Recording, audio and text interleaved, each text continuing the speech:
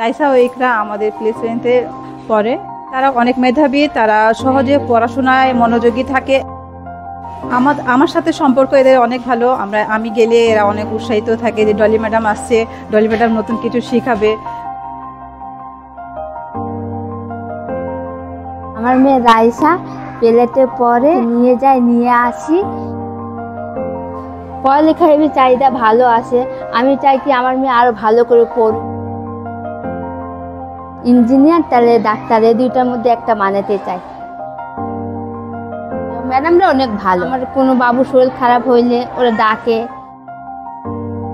খেলাধুলা হয়, তারপরে ওদের খাওয়া দাওয়া দেয়, কিছু দেওয়া হয়। আমাদেরকেও ভালো লাগে, বাচ্চারা খুশি তো আমরাও খুশি।